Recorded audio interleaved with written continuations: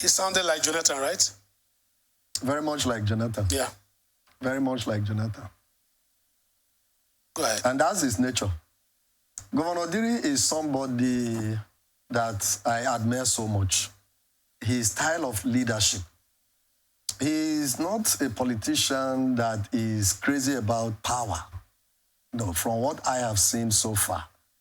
He is a very modest politician. He does not want his interest to prevail on the people. I've been there several times when things are going wrong, and he will step in immediately.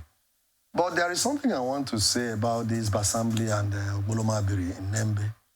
These two communities are always very, very wonderful when it comes to fighting.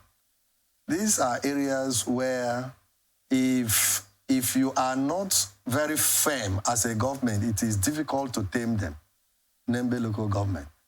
And so I am not surprised that it is starting from there. But again, how come the Inspector General of Police will send the SWAT to go there and start to cause serious crisis with other state actors or some non-state actors? Non-state actors. Well, I believe that just like the governor said, his ambition is not worth the blood of an individual, an indigene. Because he was looking at that place as a flashpoint. It is, of course, electoral crisis. You know, like that is how Nembe is. Yes. You know, but you look at hindsight, go to late 18th century, go to late 18th century, even late 17th century, go to some early part of 19th century, you hear about Akasa raid. Akasa.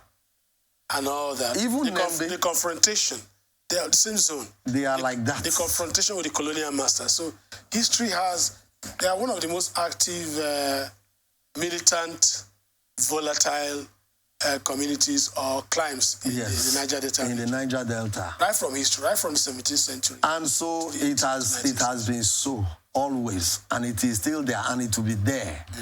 And so if you are conducting an election in Nembe, you have to be very sure of what you are doing. So I think that he's trying to preempt, yes, knowing that the place is soaked with some kind of violence. It's always a very volatile area, yes, when it comes to election. And not just election, even communal clashes. Yes, he's afraid that this may dovetail into an electoral crisis. Yes, because in November.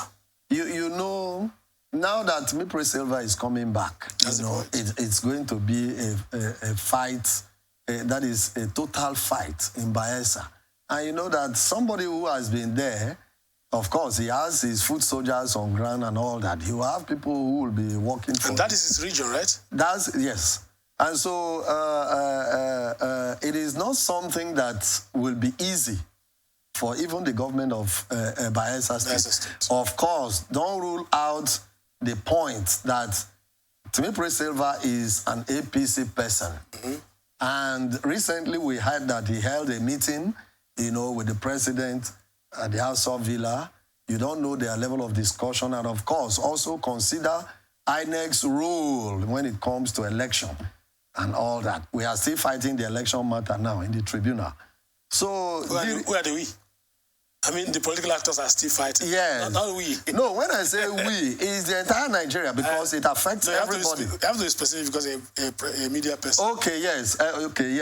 Let it not be that I'm part of it. No. We are dispassionate. Yes. And so you see, don't rule out the fact that INEC might decide to come in, And these are some of the things that the governor has started going around sensitizing people. Okay. Apart from the fact that his ambition is not what the blood of an indigene of Bayelsa, there is also the fact that there are areas where